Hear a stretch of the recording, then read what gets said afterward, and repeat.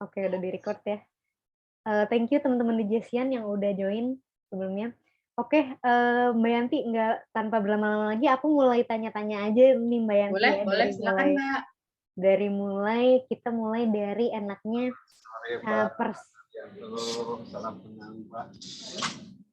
kita enaknya mulai dari personal life-nya Mbak Yanti kali ya, kenalan lebih dalam Oke. sama Mbak Yanti. Mbak Yanti, boleh tahu nggak? Tadi mungkin aku punten ya Mbak, ada salah apa enggak penyebutan jabatannya Mbak Yanti atau posisinya Mbak Yanti, bisa dijelasin nggak Mbak Oh Yanti ya, oke. Terima posisinya kasih. sama job desk-nya? Oke Mbak, terima kasih Mbak Anissa atas waktunya juga. Teman-teman mungkin banyak nih yang belum kenal sama saya, karena memang saya di wilayah yang paling terjauh dari pusat. Jadi perkenalkan, nama saya Dwi Wahyu Widayanti. Biasanya teman-teman memanggil saya itu Yanti. Posisi saya sekarang di DAP itu di Business Development Regional East untuk Remitro. Saya berada di Kota Malang, kebetulan domisili di Kota Malang, tetapi untuk pekerjaan tidak hanya di Kota Malang, Mbak. Bisa juga mungkin ada tugas lagi di Jawa Tengah, atau mungkin sempat di Bali, seperti itu. Tapi untuk divisi saya, Remitro itu tetap job fungsinya di Kota Malang, di East, Regional East terutama. Jadi udah ke kota apa aja nih Mbak Yanti? Saya sih dari awal ya Mbak, keluar kota itu baru setelah saya di Remitro sebenarnya Mbak. Jadi langsung saja nih, sebelumnya saya tuh masuk di sini tuh di divisi Kaspro, atau sebelumnya Paypro. Nah, dulu saya di Paypro, terus Kaspro, baru Remitro ini saya kalau tugas di luar kota nih kebanyakan, bisa di Kota Madiun, Solo, Jogja, kemarin ke Semarang, pernah Jember, Tuban, Lamongan, pokoknya udah kemana aja sih Mbak? Banyak banget. Oke, jadi selain kemana-mana nih Mbak Yanti, kesibukan kesibukan kantor ada Mbak Yanti? Kebetulan Mbak, suami saya selain seorang fotografi, dia juga punya usaha kecil, usahanya kafe kopi kecil lah. Jadi pada saat libur, paling saya bantu-bantu suami di kafe, terus ikut melayani. Bahkan ilmunya tuh sekarang saya udah bisa nih bikin kopi yang enak kayak gitu. Oh gitu. Iya. Jadi kebetulan saya orangnya tuh nggak bisa diem Mbak. Jadi kalau mau nggak ada kerja di kantor, maksudnya nggak ada yang dikerjain lagi, saya bantu suami masak lah apapun, karena suami itu juga suka masak gitu. Jadi kesibukannya setelah nggak ada kerjaan malah lebih banyak gitu loh. Kadang terima job-job masak kayak gitu. Saking hobinya seneng masak juga sih salah satunya. Tadi Mbak Maya bilang nih, Mbak Yanti kopinya kirim ke Jakarta dong. Siap, pasti nanti aku bikinin deh Mbak, aku kirim. Kalau ada tugas kebetulan kan kadang saya ke Jakarta juga nih Mbak, Bapak nih Pak Arman, kadang meeting, kadang apa, kemarin juga awal saya masuk Remitro tuh saya ditugaskan 1 minggu tuh di Subang sama Jakarta seperti itu. Jadi nanti pada saat ada tugas ke sana pasti saya bawain kopi deh. Saya juga ada janji sama Mbak Maya, dulu tuh pernah saya bikin kue, Mbak Maya tuh lagi kepingin, aduh saya pas ke sana pas nggak sempet bikin. Jadi nanti mungkin next-nya saya bawain kopi sama kue ya Mbak Maya. Asik.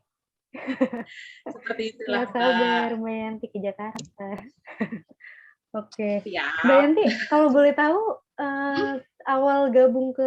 awalnya kan Paypro ya sebelumnya ya. Itu gimana tuh Mbak? Boleh ceritain nggak Mbak? Jadi ini jadi langsung saya ceritakan sebelum di DAB ya Mbak. Jadi sebelumnya saya tuh kerja di Indosat dari tahun lulus kuliah, terus masuk Indosat di 2007. Saya ingat saya April 2007 di Indosat di bagian procurement sampai 2007 sampai 2011. Itu ada di procurement, lalu setelah itu saya dipindah di divisi Indosat Digital, di mana di situ ada salah satunya mungkin teman-teman yang ex Indosat sekarang yang ada di Indonesia tahu untuk namanya Dompetku. Nah, dari divisi dompetku itu, saya kan kebetulan bukan di dompetku sih Mbak, saya di Cipika. Cuma kita kan kalau satu divisi, satu fungsi Indosat Digital kan kenal nih semua. Akhirnya dari dompetku itu ternyata pada pindah nih ke sini ke Digi Asia. Nah, kebetulan saya tuh tiba-tiba setelah saya juga keluar dari Indosat Digital, itu ditelepon nih sama Mbak Ruth. Mungkin dulu XR-nya tuh Mbak Ruth. Nah, tiba-tiba Mbak Ruth menawarkan kalau dari dompetku dulu berubah menjadi Paypro, itu akan mengembangkan wilayah di East. Kebetulan saya di Malang dan cocok dengan apa yang diinginkan dari Digi Asia, Malang dan Surabaya, dan kebetulan saya di Malang, Mbak. Nah, akhirnya saya bergabung nih di Digi Asia itu. Tapi awal job desk saya belum di Remipro, maksudnya belum di sering keluar kota. Jadi cuma skup Malang Raya. Jadi kita mengakuisisi agen-agen UMKM, agen-agen toko-toko retail untuk menggunakan Paypro. Jadi seperti itu, Mbak. Oke, itu dari awal di Indosat juga udah di Malang ya, berarti Mbak Yanti? Enggak, Mbak. Saya di Indosat awal malah sempet di Surabaya, Madiun, Kediri, terakhir malah di Malang. Oke. Jadi kalau secara pekerjaan, alhamdulillah sih sudah ini ya Mbak. Ini sudah mencocok sih sama tema kita sekarang hari ini, Being Honest at Work, di mana kejujuran itu sangat butuh banget nih di pekerjaan. Apalagi saya kebetulan di procurement dulu, pengadaan. Nah, di mana kalau pengadaan itu kan kalau kita nggak jujur nih istilahnya, kalau kita istilahnya mau melenceng dari apa yang sudah dikomit tuh, benar-benar itu fatal, Mbak. Jadi saya asik enjoy aja sih kalau kita jujur, kalau kita jujur dengan diri sendiri, dengan orang lain, dengan pekerjaan, itulah yang lebih penting.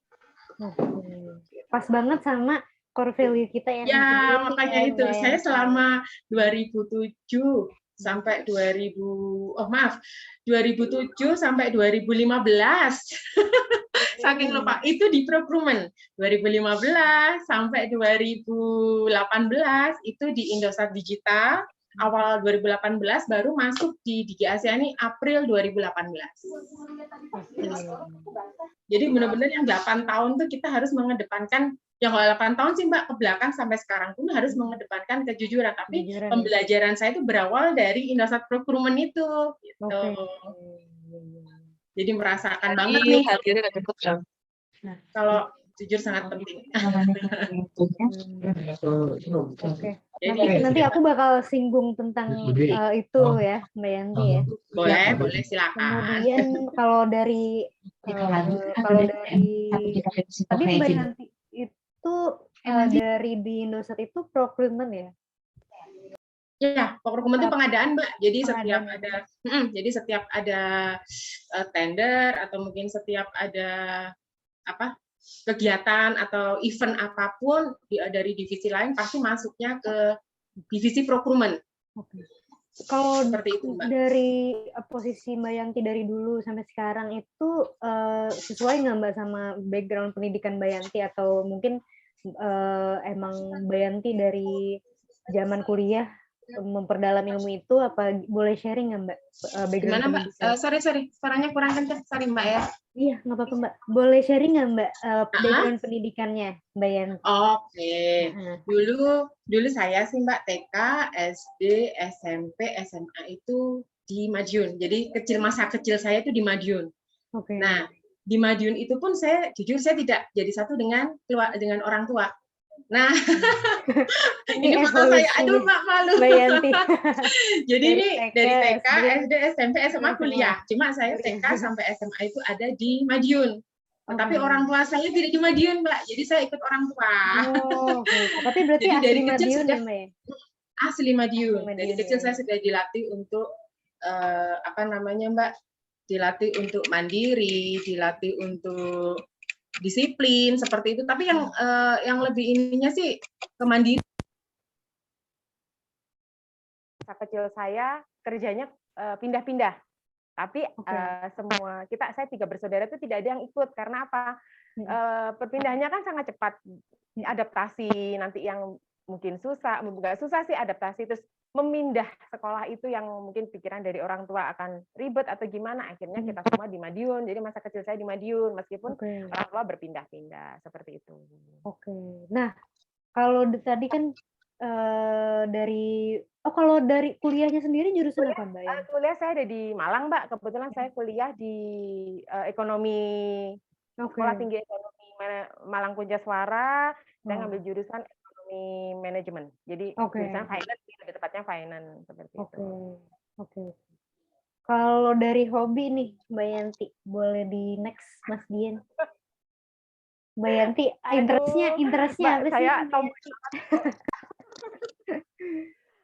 aduh, mau interest tuh banyak sekali sih, Mbak. Cuma yang pasti menantang. Saya suka nih tantangan. Saya sangat suka sekali tantangan. Makanya kalau pada saat kerja ataupun di luar pekerjaan, kalau saya kepengen mencoba apapun, pasti saya coba. Seperti kayak dunia kerja itu pasti kan ada acara yang bikin kita mungkin ke outbound, apapun.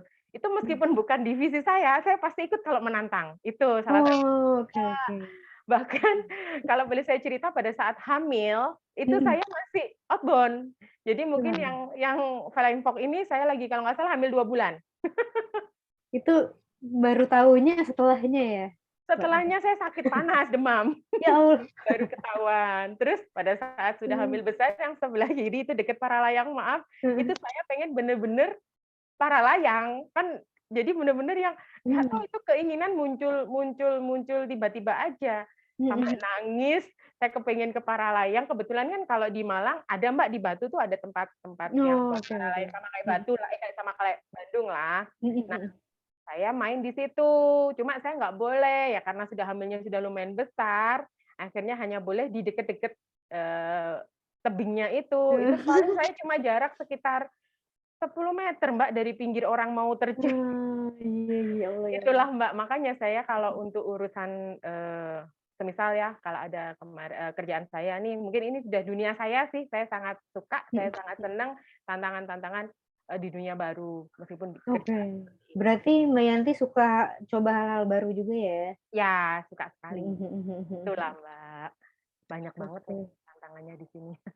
Itu berarti yang kanan itu kan hamil 2 bulan tapi belum tahu ya, Mbak? Ya, yang aku kalau yang ngidam parasailing tuh berapa bulan tuh, Mbak? Itu udah 8 mau 9, Mbak, kalau nggak salah. Udah gede ya? Udah gede. Setelah yang demam, itu masih, meskipun saya hamil tuh masih tetap seneng banget lah dengan dunia. Meskipun saya nggak boleh gitu, kadang saya ikut, saya lihat seperti itu. Anaknya jadi adventurous juga nggak, Mbak? Sekali sekarang dia seneng banget sih sama kayak naik apa sih, kayak panjat tebing, dia itu suka kayak gitu. Jadi kayak ada pengaruh juga nih dari maknya gitu. Terus sedikit dari saya lah, Mbak, ya, pengalaman saya. Waduh, lagi hamil ngidamnya tinggi-tinggi ya. Oke. Boleh di next, Mas Dian. Kemudian ada fotonya Mbak Yanti. Mungkin ini sekilas ketika Mbak Yanti di Remit Pro ya, Mbak Yanti ya? Iya, betul. Boleh banget Mbak Yanti diceritain. Langsung aja nih, Mbak. Jadi saya tuh bener-bener surprise banget nih pindah dari divisi Paypro, dulu tuh Paypro yang Kaspro, di mana di situ kan job desk-nya tuh mungkin kalau saya bilang berbeda ya, dalam artian kalau di Paypro itu kan agen retail yang kita cari, bukan badan usaha, belum ini. Nah, pada saat di Remitro itu yang lebih menantangnya ini, kita tidak dihadapkan dengan agen kecil, tidak dihadapkan dengan retail, tapi kita dihadapkan dengan badan usaha. Badan usaha juga. Kalau retail memang alhamdulillah ada pengalaman dari Paypro ke Remitro itu lebih cepat ya, Mbak. Nah, lebih tantangannya ke badan usaha itu. Nah, jadi alhamdulillah di badan usaha saya learning by doing lah, Mbak, diajarin oleh atasan saya. Dulu tuh Pak Iman, ada Pak Syariful, sekarang Pak Arman. Nah, dari ilmu-ilmu mereka saya bisa nih akuisisi approach ke agen-agen selevel badan usaha. Karena nggak mudah ya, Mbak, jujur tidak mudah untuk masuk ke badan usaha. Apalagi kita membawa nama Digi Asia Bios, di mana mereka baru mendengar seperti itu. Jadi ini beberapa foto nih, Mbak. Saya kalau ketemu dengan ini, saya anggap ini agen mereka ini sangat qualified ya, Mbak. Kayak seperti BPR Kertiawan ini ada di Bali. Nah, BPR ini Oh, ini sangat di Bali berarti ya, Mbak ya? ya, BPR Kertiawan ini di Bali. BKK Jateng ini di Semarang. Ini juga lumayan besar, Mbak, kalau di Jawa Tengah. Terus di bawah nih BMT UGT Sidogiri. Ini besar, Mbak. Ini besar. Alhamdulillah. Ini juga. Terus yang kanan ini di Bima Pulsa. Nah, selain itu saya juga senang sih Mbak join event kayak yang sebelah kiri ini. Kita kemarin ada event foto, terus foto di-upload di medsos. Nanti dari agen-agen atau customer yang mencairkan di agen itu akan kita kita berikan kayak semacam gift, kayak semacam seperti pulsa, seperti itu. Jadi saya senang sih Mbak, nggak hanya approach, jadi juga join event, juga kita join event dengan agen itu seperti apa, itu ya itu kan kayak tantangan gitu Mbak ya, gimana kita yang terserah untuk seperti apa create-nya, seperti apa nanti kita ngajuin proposal ke atasan, seperti itu. Berarti Mbak Yanti emang suka juga interaksi sama orang-orang baru juga sih ya Mbak ya?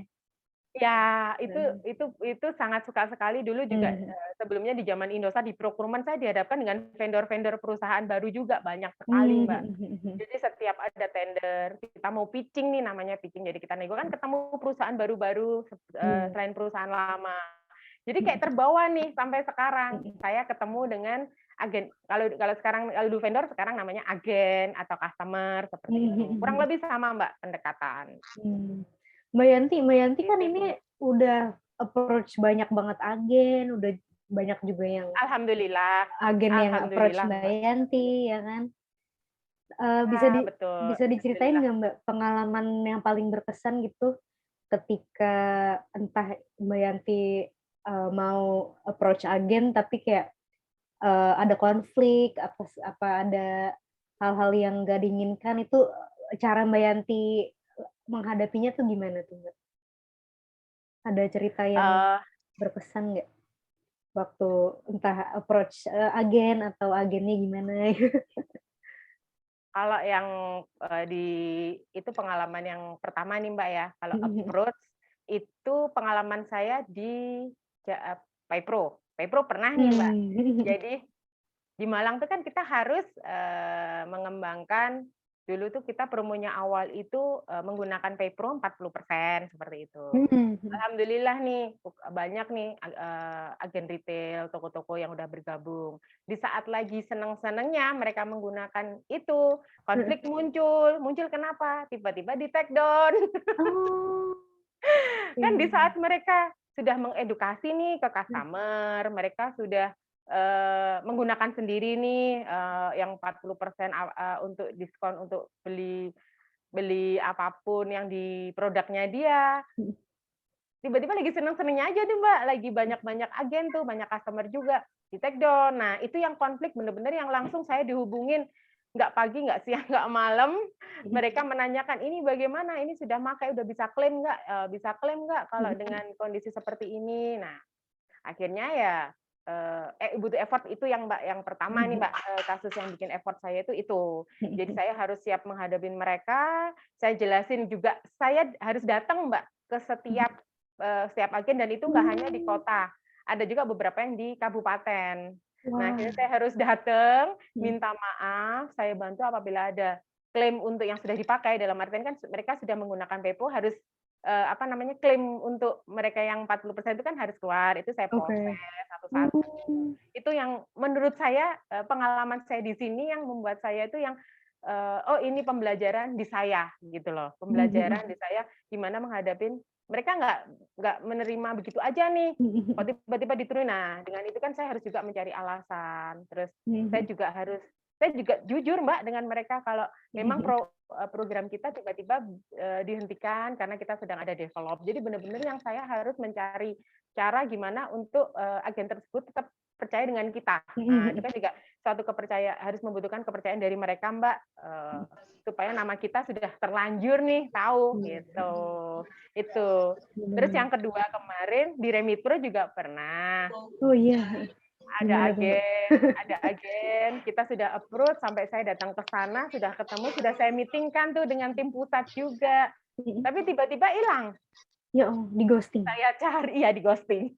Saya cari, saya sampai tim kebetulan saya ada tim Mbak di sini tuh, saya tidak hanya sendiri, saya ada tim di Jawa Tengah, di Jawa Timur 1, di Lombok 1. Nah, pada saat yang itu kejadian di Jawa Tengah, di Solo. Itu yang benar-benar yang saya sudah meeting nih, sudah istilahnya sudah oke nih, tinggal si yang Solo ini gimana?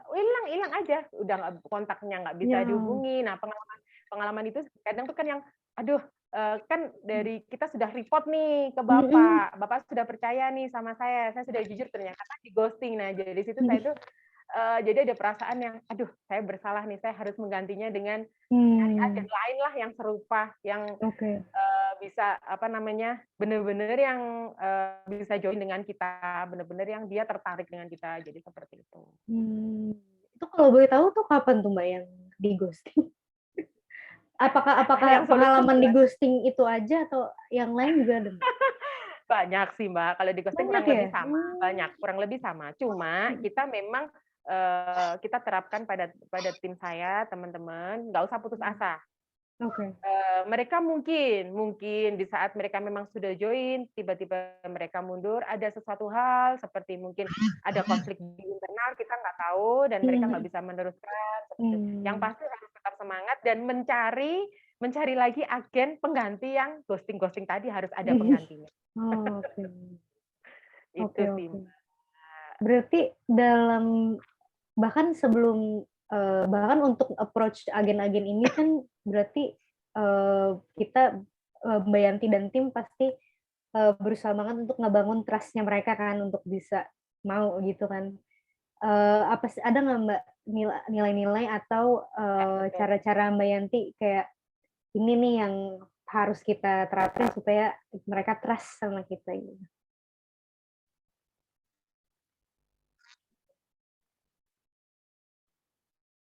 Dulu. Kedengeran nggak Mbak? Agak putus-putus Mbak, maaf. Iya, di sini agak mendung. Iya. Ini udah jelas ya Mbak ya? Gimana? Bisa diulang? Sekarang udah jelas. Oke. Sekarang jelas. Mbak, boleh tahu nggak cara-cara Mbak Yanti gitu sama timnya Mbak Yanti dalam memperoleh trust calon-calon agen ataupun agen-agen yang udah deal gitu sama timnya Mbak Yanti? Hal-hal apa aja sih yang Mbak Yanti lakukan untuk mempertahankan trust-nya mereka gitu?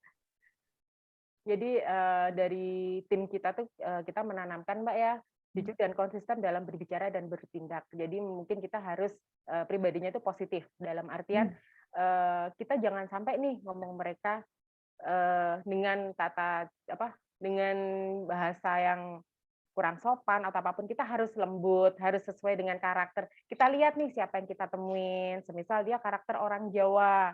Kalau di Jawa Tengah, Jawa Timur kan karakter orang Jawanya itu kuat seperti itu. Nah, kita harus bisa mengimbangin mereka ngomong dengan kita ngomong dengan mereka kalau dia ngomong bahasa halus, kita ikut bahasa halus. Dengan gitu mereka akan menerimanya itu lebih senang gitu loh, lebih excited dengan kita. Terus mereka juga akhirnya kita ngejelasinnya secara enak, secara jelas dengan proposal. Tentunya kita bawa proposal nih Mbak. Nah, kita jelaskan itu mereka akhirnya percaya. Nah, percaya terus kita buktikan juga dengan ini loh, ada agen ini sudah bergabung dengan kita, dia berapa lama, dia di mana, itu pasti akan ditanyakan oleh agen-agen yang siap bergabung dengan kita, seperti itu. Terus selain itu juga kita siap maintenance, Mbak. Maintenance untuk agen-agen yang sudah bergabung itu sangat-sangat dibutuhkan. Kenapa? Karena kan mereka nggak hanya setelah gabung kita lepas, tidak bisa seperti itu. Jadi tetap kita pantau, tetap kita tanyakan apa kesulitan, bahkan setiap tahun sekali pada saat Lebaran kita memberikan mereka itu hampers, Mbak. Jadi dari kita ada hampers juga untuk agen-agen yang sudah bergabung tentunya dengan ada ini Mbak ya, ada transaksi tentunya dengan transaksi yang banyak, dengan apa namanya, mereka tetap komitmen dengan Remit Pro, dengan Digi Asia Bios. Nah, itu yang tetap kita harus maintenance seperti itu. Sebagai bentuk apresiasi juga sih ya. Iya, iya seperti itu. Kalau dulu sebelum pandemi apresiasinya mungkin kita ada reward nih, pergi ke Jogja, ke Bali. Dulu ada Mbak Remit Pro, seingat saya tuh di Bali Remit Pro ada. Nah, pada saat kita mau memberikan reward ke Jogja, nah itu pandemi datang akhirnya. Pandemi itu tantangan juga bagi kita. Akhirnya kita secara offline untuk melakukan pekerjaan approach ke masing-masing agen seperti itu. Secara online ya, Mbak? Oh ya, sorry, secara offline dari offline secara online. Offline ke online ya. Iya, dulu kita offline nih, datang ke kota-kota lain, datang ke badan usaha pusat-pusatnya. Setelah itu langsung kita berubah menjadi online selama 2 tahun. Baru awal Januari, akhir 2021 hingga sekarang itu sudah mulai rutinitas kita keluar kota lagi seperti itu. Mbak, kalau misalkan perbedaannya gimana Mbak kalau dalam menanamkan kepercayaannya si agen ketika offline sama online gitu, tantangannya perbedaannya gimana Mbak? Sangat beda Mbak, sangat beda. Susah dan beda, jujur. Kalau offline kita datang ketemu, ngomong enak, kan face to face. Jadi apapun yang ditanyakan kita kan langsung bisa nih, oh ya seperti menjawab, apalagi ketemu tuh orang lebih percaya bertemu daripada seperti kita membeli barang. Kalau membeli online, kita kan akan mengira-ngira ini barang oke nggak ini. Nah, tapi kalau secara online kita langsung lihat, kita langsung pegang, kita langsung merasakan seperti itu. Nah, di sini juga secara online itu tantangannya lebih besar. Kita nggak tahu nih ketemu nanti siapa. Kita nggak tahu ini PIC-nya. Kalau online kan kita datang nanya mungkin di bagian frontliner kita tanya, kita bisa ketemu oh manajernya ini. Tapi secara online kita harus nyarinya di Google Mbak, awalnya di Google melalui kenalan dari agen yang sudah bergabung dengan kita. Nah, dari situ ya, kita minta ada nggak Pak mungkin kenalan di kota ini. Jujur saya melakukan seperti itu Mbak setelah online. Jadi kebetulan dulu secara offline saya itu langsung mendatengin badan usaha. Jadi seperti kayak kita ada contoh BMD Syariah itu ada 43 cabang, otomatis dia kan akan lebih mengenal teman-teman yang lain dari BMD itu. Akhirnya saya minta PIC dari agen yang sudah join dengan kita. Itu kan ada nomor handphone. Kita hubungi nih, by telepon, by WA, baru kita minta email, kita jelaskan secara online terus. Jadi mungkin lebih trust-nya lebih susah dibanding dengan offline seperti itu. Tapi lewat itu sih Mbak, lewat online-nya, lewat mencari tahu PIC atau mencari tahu nama badan usaha lewat Google juga bisa Mbak. Biasanya di Google kan ada nih badan usaha apa, di situ tertera nomor telepon, kita hubungin, kita ada email, kita email seperti itu. Tantangan banget ya pandemi ya Mbak ya. Betul. Langsung yang tadinya offline terus approach ya kan. Iya. Tapi berarti pastinya prefer offline dong Mbak Yanti ya kalau approach gitu. Apa online juga ternyata lebih enak ternyata? Sebenarnya sih lebih prefer ke offline ya Mbak. Kalau online tuh kalau yang sekarang itu online itu terjadi kalau kita sudah offline. Jadi kita sudah offline nih, sudah ketemu. Kelanjutannya kita secara online. Jadi mereka mengirimkan berkas itu karena kan kalau saya datang nggak mungkin mereka akan memberikan berkas langsung. Jadi saya mungkin approach dulu sampai mereka oke, deal. Nanti saya email. Nah, dari email secara online tuh mereka akan ngirim berkas semua. Nanti hard copy biasanya akan dikirim setelah semuanya oke beserta PKS seperti itu. Jadi sekarang tuh saya sih lebih prefer ke offline. Offline sih ya. Tapi kalau sekarang mostly gimana Mbak? Kalau sekarang sih offline Mbak, kembali mulai offline ya. Ya, kembali seperti yang sebelum pandemi, saya sudah mulai offline sih gitu. Kalau Mbak Yanti sendiri sama timnya apakah satu daerah Mbak? Enggak sih Mbak. Ada satu tim yang satu daerah, itu namanya Mas Riki, itu ada di Malang, tapi dia biasanya untuk approach di wilayah di Jawa Timur bagian mana sana? Bagian timur, Jawa Timur, seperti Jember sampai Banyuwangi nanti dibantu Mas Riki. Kalau saya biasanya jalan di Jawa Timur Barat sampai Jawa Timur yang utara, seperti itu. Terus di Jawa Tengah juga ada namanya Mas Anton, itu juga baru, tim saya baru di Jawa Tengah. Bali, Lombok, kebetulan Bali kemarin resign atas nama Mas Adi, itu baru saja Februari kemarin resign. Yang masih ada di Lombok Mas Urip. Jadi ya. Nah itu karena mobile juga, apa jauh-jauhan juga sama timnya, itu gimana cara Mbak Yanti untuk bisa trust ke timnya dan timnya juga bisa trust ke Mbak Yanti? Itu ada tantangan tersendiri nggak Mbak? Banget sih Mbak, banget. Karena gini, kita kan nggak bisa bertemu nih Mbak setiap bulan, setiap tahun, setiap bulan, setiap tahun kan nggak bisa. Saya terakhir ketemu tahun lalu mungkin ya, sebelum pandemi, terus pandemi kemarin, setelah pandemi sempat ketemu Mas Anton, itu aja. Nah, tantangannya itu kan sangat kelihatan sekali nih Mbak, kita jauh, gimana kita nggak bisa ketemu, terus paling hampir setiap hari kita ada small group nih Mbak, small group is ya, jadi cuma kita aja satu tim, itu kita selalu update di situ. Saya menanyakan, saya update, terus selalu saya push, selalu saya minta mereka untuk tetap mendapatkan hasil, melakukan apa yang jadi job desk mereka. Kurang lebih sebenarnya sama job desk dengan saya, approach dan ini, tapi mereka sesuai dengan wilayah masing-masing. Baru kalau seperti ada kendala nih, baru saya nanti akan ke sana. Biasanya seperti itu. Saya support mereka setelah mereka membutuhkan, Mbak, ini pimpinan ini kepengen ketemu langsung, baru saya ke sana, Mbak. Tapi saya tanamkan kepercayaan ke mereka untuk melakukan approach sendiri. Seperti itu. Baru saya nanti support di belakang teman-teman. Seperti itu sih, Mbak. Tapi saya percaya teman-teman tidak akan istilahnya kalau proses ini sesuai dengan kejujuran mereka, sesuai dengan apa yang dilakukan oleh mereka, tetap hasilnya akan tidak mengkhianatin hasil dari mereka. Seperti itu. Ini ya besar banget challenge-nya ya, karena jauh ya, nggak face to face. Saya kayaknya ISNI paling jauh kan Mbak ya, untuk di Digi Asia Bios, untuk wilayah yang paling jauh mungkin di IS ya Mbak, selain di Subang, kan Subang, Jawa Barat, Subang, Banten, sampai Lombok. Nah kebetulan kita ini di IS yang kemungkinan paling jauh, dan paling wilayah juga yang kita jangkau juga jauh-jauh gitu loh. Meskipun mungkin dilihat kok kayaknya mudah sih, enggak, kita tuh jauh-jauh Mbak, untuk approach agen itu enggak semudah yang mungkin Jakarta, Bekasi, Jabodetabek, enggak Mbak, kita lebih jauh dari Jabodetabek. Iya. Oke. Itu.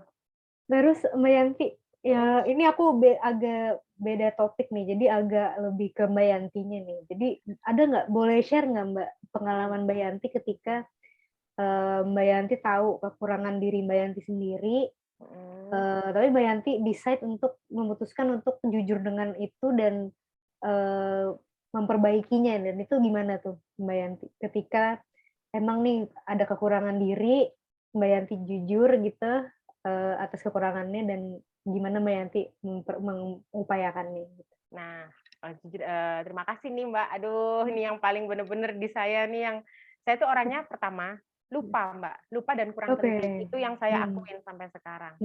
Tapi alhamdulillah selama saya bekerja, saya baru benar-benar ada satu yang membuat saya merasa dari kelalaian saya, dari kelupaan saya, itu yang bikin saya membuat kesalahan seperti itu. Nah, sebagai contoh nih, dulu saat saya di Innovat, saya di procurement, saya lupa, saya lalai menginput penawaran dari salah satu vendor. Padahal itu tender itu besar sekali. Nah, dari situ kan saya merasa bersalah nih. Aduh, saya lalai. Padahal itu sudah dilakukan, kita pitching kita dulu udah online, Mbak. Jadi digital tuh, saya mengenal digital udah lama sebenarnya, dari procurement sudah ada. Itu sudah online pitching kita. Secara pitching ada satu sistem namanya Ariba. Nah, di Ariba itu saya lupa banget menginput satu vendor. Itu kan merupakan kesalahan fatal bagi saya. Karena kan harusnya dari 5 vendor atau 10 vendor ikut, dikurangin 1. Nah, vendor itu sangat berharap dengan ikut tender ini. Itu merupakan kelalaian yang menjadi kesalahan. Tapi itu saya akuin, Mbak, benar-benar yang saya merasa saya merugikan salah satu perusahaan di mana dia sangat berharap sekali mengikuti kayak semacam tender yang nanti akan membuat penambahan benefit di perusahaan dia atau seperti apa, itu saya ngerasa bersalah. Akhirnya saya juga tanggung jawab nih, saya mengakui, saya minta maaf karena ini kesalahan saya, dan dia alhamdulillah nih Mbak ya, saya kan jujur nih, kan saya lupa, saya ini akhirnya menerima, akhirnya nanti next untuk tender-tender selanjutnya yang sesuai dengan spek yang perusahaan yang dia milikin, saya pasti mengikutkan dia. Jadi saya akan lebih teliti.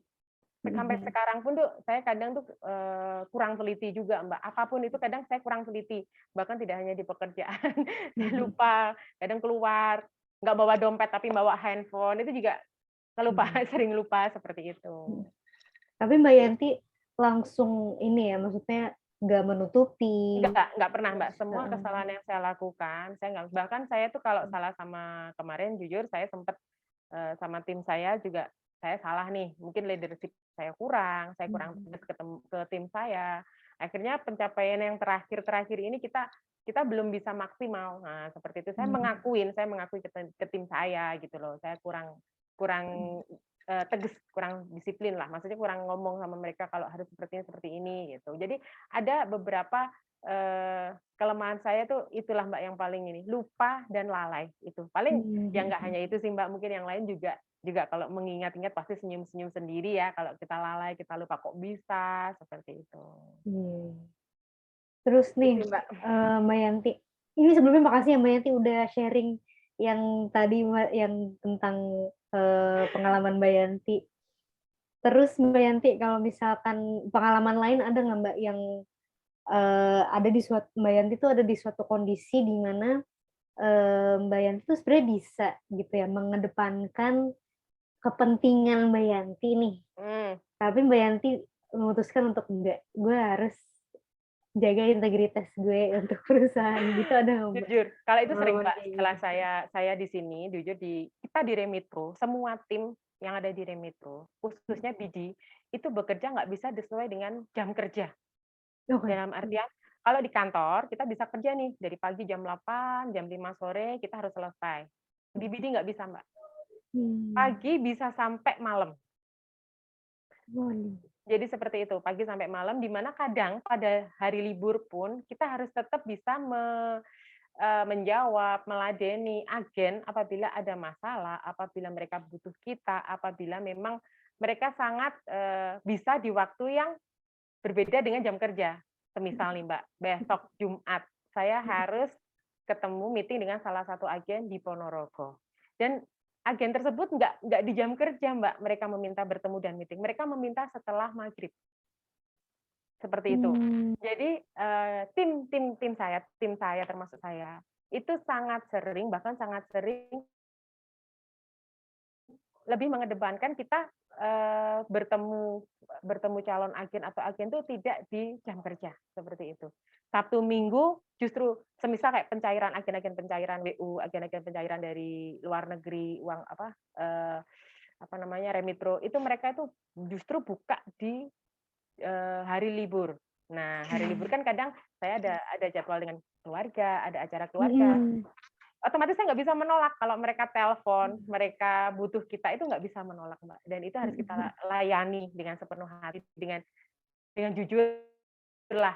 Dan saya jujur juga kalau kadang saya pada saat ada acara pernikahan, tiba-tiba ada teleponnya agen, lama nggak saya angkat, kaget, jadi saya cek, oh ya saya ngomong kalau saya ada acara Pak ini, nah mereka bisa menerima. Jadi benar-benar yang sebenarnya di Remitro ini BD lebih bekerjanya lebih menantang ya, nggak di pas jam kerja, lebih mengedepankan istilahnya kayak di luar jam kerja kita. Gitu. Jadi lebih dikesampingkan dahulu nih untuk kepentingan di luar dari kerjaan seperti itu. Ada nggak Mbak pengalaman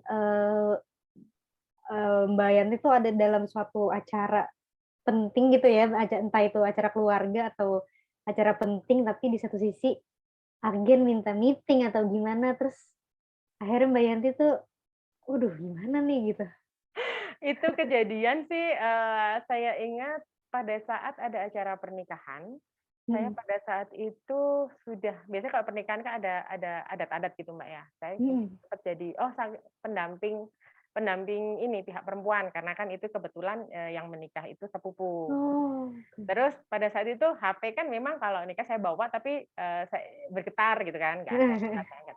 Ternyata setelah selesai itu saya angkat, agen mencairkan ada satu agen mencairkan apa namanya, gagal di sistem gitu loh, gagal di sistem.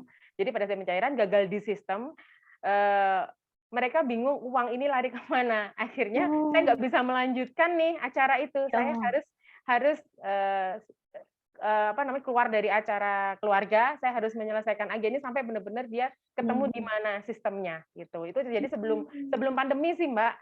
Jadi itu yang saya rasa, oh ini yang paling nantang. Agen kan juga berharap kepercayaan dari kita. Kita kan memberikan mereka suatu apa namanya Mbak, suatu sistem di mana sistem itu selalu on time, item itu untuk pencairan. Nanti kalau ada masalah di waktu jam berapa kita bisa bantu tanpa mereka harus ribet ke sana. Nah, itulah. Jadi kita benar-benar harus jujur, kita benar-benar harus memberikan trust ke agen kalau di Remit Pro ini bisa dipercaya sekali seperti itu. Jadi jangan mengesampingkan jam berapapun agen menghubungin kita, diusahakan kita harus mengangkat atau kita harus meladeni mereka. Itulah Mbak, banyak banget. Sampai berkorban gitu ya Mbak. Iya. Karena demi trust si agen juga. Iya, jangan sampai kepercayaan agen itu akan berubah dengan kita gitu. Tapi alhamdulillah sejauh ini so far meskipun selesai pandemi, kita makin lancar seperti itu. Karena ditanamkan dari pimpinan kita, atasan kita, memang dari integriti kejujuran kita di dunia kerja seperti itu. Istiqomah ya Mbak, kalau di dunia Islam itu istiqomah. Konsisten gitu ya. Konsisten, istiqomah, iya, jujur. Nah, itu kan 3 yang penting. Nggak hanya jujur dari diri kita sendiri, kita harus jujur dengan orang lain, kita jujur dengan siapapun lah, Mbak. Oke deh. Oke, kalau dari aku sih, pertanyaan dari aku itu aja Mbak Yanti. Sebenarnya makasih banyak ya Mbak Yanti, udah sharing banyak banget. Ini untuk teman-teman di Giasian yang mau bertanya soal Mbak Yanti, entah mau tanya personal life Mbak Yanti boleh, atau karir Mbak Yanti di DAB, atau pengalaman unik Mbak Yanti yang lain boleh banget. Ini aku mau bacain pertanyaan dari Mbak Maya nih, Mbak Yanti. Ada Mbak Maya nanya, Mbak mau tanya dong, pernah nggak keluarga komplain nih dengan load atau pola kerja Mbak Yanti yang bahkan sampai di luar kerja, di jam keluar kerja ya kan? Bagaimana cara mengelola waktu Mbak antara pekerjaan sama untuk keluarga itu gimana tuh Mbak? Nah, awal-awal iya Mbak, jujur iya. Awal-awal komplain ke anak sama suami. Cuma setelah saya jelaskan nih, setelah berjalannya waktu, dan saya memaintenance-nya dengan mengajak anak dan suami apabila di luar ada pekerjaan di luar hari kerja atau di libur. Jadi awal-awalnya saya nggak pernah nih ngajak keluarga. Dulu saya selalu sendiri, ditinggal tuh komplain. Oh, saya nggak pernah diajak sih Mak ke sana. Akhirnya saya jadi membuat jadwal apabila ada pekerjaan di luar jam kerja, seperti kemarin saya ke Solo, ke Jogja kalau nggak salah, ke Solo itu di Jumat, Sabtu, Minggu. Nah, jadi Jumat saya berangkat, nanti suami sama anak menyusul di Sabtu sampai Minggu. Jadi saya menyiasatinya supaya mereka juga tidak terlalu sering komplain, itu saya mengajak mereka Mbak, gitu. Dan saya memberikan apa namanya, penjelasan kepada keluarga sedetail mungkin, apa sih, bagaimana sih pekerjaan saya harus seperti apa, dan ini sudah istilahnya saya sudah nyaman, saya sudah enjoy dengan pekerjaan saya seperti itu. Oke. Berarti harus pinter-pinter bagi waktu juga ya. Betul Mbak. Maupun di divisi lain sih ya. Iya, seperti itu. Jadi ya nggak bisa mengesampingkan keluarga juga sih Mbak. Tetap saya sama keluarga juga saya tetap harus perhatian. Di dunia kerja saya juga komit itu yang utama di pekerjaan supaya pekerjaan kita lancar, terus apa namanya, tidak terbengkalai dan sesuai dengan apa yang diinginkan oleh perusahaan. Seperti itu sih Mbak. Tapi alhamdulillah so far keluarga sekarang sudah menerima karena itu tadi. Alhamdulillah. Alhamdulillah saya kalau ada jadwal di itu sampai hari Minggu mereka saya ajak. Oke. Oke, teman-teman di JSN ada pertanyaan yang lain? Mungkin boleh langsung diketik di kolom chat aja.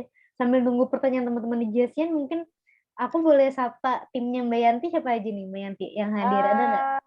Mungkin di sini ada Mas Riki, ada Mas Riki, halo Mas Mas Riki. Anton, Mas Urip, sama ada ini suhu saya Mbak, guru saya, Pak Iman Wahyudin, Kang Iman, Subang. Halo Pak Iman. Saya bisa di sini juga dulu karena arahan, karena ajaran dari Kang Iman juga sih Mbak.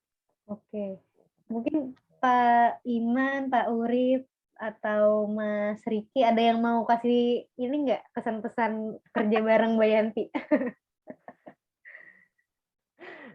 Mungkin Pak Iman atau tadi ya Pak Iman ada sih tadi sih atau sempat Pak nyapa Urip. saya. Pak Urip, apa tersambung kita? Pak Urip Lagi pada sibuk atau Mbak? atau Mas Riki tadi ya? Mas Riki ya, Mbak Yanti? Ya, Mas Riki, Mas Anton, tim saya ada 3, Mas Anton. Riki, Mas Anton, sama Mas Urip. Lalu ada guru saya atau senior saya itu Kang Iman. Nah, itu sih Mbak. Kalau Pak dari Im, itu sama-sama BD semua Mbak. Oke. Gitu. Pak Iman, mungkin mau itu Kang Iman. kata Halo. dua kata untuk Mbak Yanti. Gimana kesan-pesan satu tim sama Mbak Yanti gitu? Dia nih BD, salah satu BD yang tangguh Bu, di tempat kita Mbak. Alhamdulillah tuh. Oke. Dengan kerja kerasnya tim yang di IS sekarang sudah menunjukkan performa yang sangat bagus, dan mudah-mudahan sih ke depan dia akan lebih baik lagi. Amin. Teman-teman juga di IS mereka pejuang tangguh, Mbak. Mereka nggak kenal waktu, nggak kenal jam kerja, bahkan mereka kadang lupa ini tanggal berapa dan hari apa. Itu kesan kita di Benar ya Kang ya, benar sekali Mbak itu yang disampaikan Kang Iman. Kita lupa tanggal. Lupa, kalau mau meeting, iya. Lupa jadi, udah weekend apa belum juga ya? Selain itu, kalau besok meeting tuh H-1 apa H-2 kadang Kang Iman, Mbak, besok kita meeting ya? Oh, bentar Kang, saya juga lupa gitu. Oh, baru nanti Kang, hari ini Kang gitu. Jadi kita masih komunikasi itu pasti lupa, sampai lupa tanggal, lupa jadwal meeting seperti itu. Oke. Mbak, ini aku ada pertanyaan lagi nih di chat. Gimana sih Mbak caranya menjaga integritas selama bekerja di Remit Pro dan bekerjanya juga Mbak Yanti kan kebetulan di luar kota, jauh dari pantauan atasan, bagi tips. Oke Mbak, jadi gini, meskipun kita di luar kota, hal yang pertama itu kan kita tetap harus konsisten dengan absensi. Ada talenta yang harus kita isi setiap hari. Jadi talenta itu juga menunjukkan kita posisi di mana. Yang kedua kita update juga ke COVID Ranger di Bunani. Nah, itu yang wajib kita lakukan setiap hari di hari kerja. Selain itu juga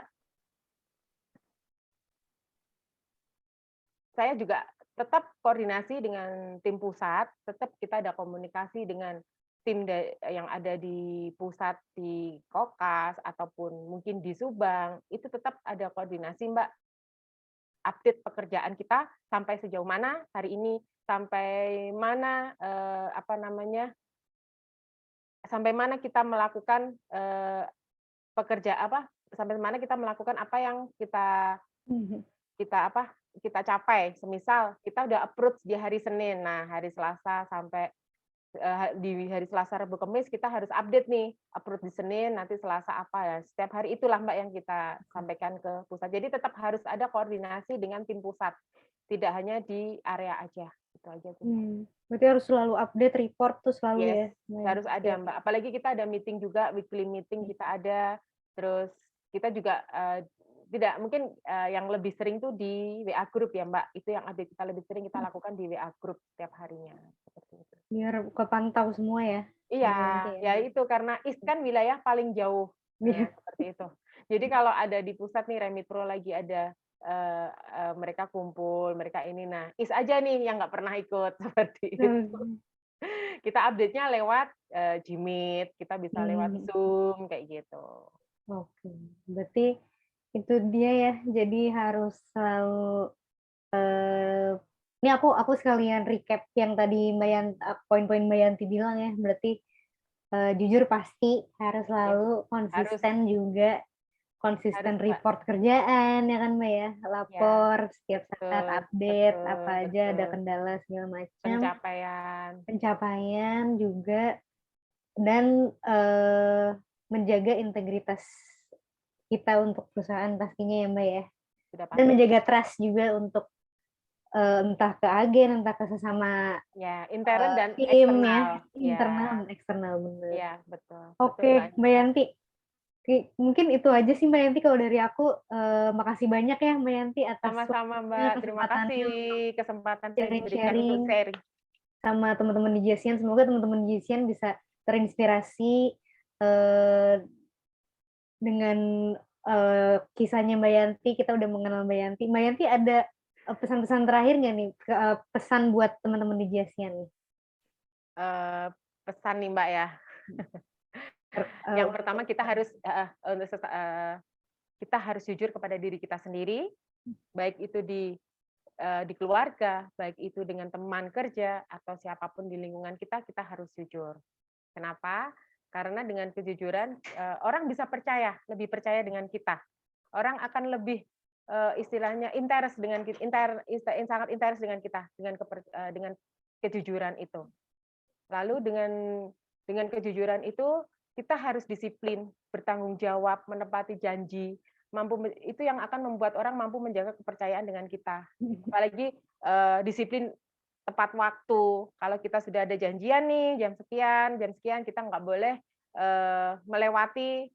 Kalaupun ada istilahnya kalau ada nggak bisa menepati janji, kita harus jujur, kita harus ngomong kepada yang kita hadapi dan menghadapi dan menyelesaikan konflik yang dihadapi saat bekerja secara profesional. Jangan sampai sembunyi-sembunyi dalam artian nggak jujur, nggak mau cerita nih, nggak mau koordinasi nih, nggak mau konfirmasi seperti itu. Itu yang harus dihindari gitu. Yang lebih penting kalau dengan perusahaan itu menjaga rahasia data perusahaan dan tidak mengambil kesempatan untuk memperkaya diri sendiri. Itu Mbak yang penting. Jadi data tidak boleh kita berikan kepada pihak lain tanpa ada persetujuan. Itu pun kita harus ngomong dulu ke manajemen atau ke atasan kita dan tidak menggunakan aset perusahaan untuk kepentingan pribadi. Itu aja sih Mbak yang dari Oke. Makasih banyak Mbak Yanti. Terima kasih untuk sama-sama pesan-pesannya Mbak Anissa. Saya terima kasih atas waktu yang diberikan untuk menceritakan sharing saya 4 tahun ya Mbak, 2018 April sampai sekarang. 4 tahun saya di Digi Asia, banyak banget yang saya dapat di sini. Terima kasih. Terima kasih banyak Mbak Yanti udah sama-sama, Mbak sharing Nisa. banyak pengalaman dari mulai awal sampai sekarang dan nilai-nilai yang dipegang juga. Teman-teman di Jasian mungkin boleh buka kameranya, kita foto bareng Mbak Yanti yuk. Sebelum penutupan, sebelum ditutup. Mbak Maya. Halo. Hai Mbak Maya. Aduh kangen sama Mbak Maya, lama nggak ketemu. Kang Iman. Pak Iman. Sehat-sehat Mbak Yanti. Alhamdulillah Mbak Maya. Sehat. Sharingnya keren loh. Saya deg-degan loh Mbak. Miss Kandita, apa kabar? Sehat ya Mbak Kandita? Halo Mbak Yanti, udah lama nggak ketemu ya? Iya, lama banget ya Mbak. Lama banget nih. Sebelum pandemi terakhir juga ketemu Pak Iman udah lama banget nih. Iya, makanya itu. Moga-moga ada waktu Mbak, saya ke sana lagi, bisa ketemu semua. Iya, main-main ke sini ya, Pak Iman juga nih. Pak Iman makin happy aja Pak Iman. Siap, nanti kita bareng lah. Iya dong Kokas ya. Siap. Teman-teman di Jasian ada yang mau buka kamera lagi atau segini aja? Kalau segini aja udah ya. Oke. Aku aba-aba ya Mas Dian ya. Oke. Oke, 1, 2, 3. Oke, sekali lagi. Irfan jangan ngupil. 1, 2, 3. Oke. Oke, teman-teman di Terima Jasin terima kasih. kasih, Mbak Yanti terima kasih banyak Terima kasih sharing-sharingnya. teman-teman sudah mau mendengarkan sharing-sharing saya. Hatur nuhun, hatur nuhun. Terima kasih Assalamualaikum. teman-teman. Keren. Thank Thank you you, Mbak Mbak Yanti. Yanti. Thank you Terima kasih, Thank you Mbak Yanti. Terima kasih Miss Kay.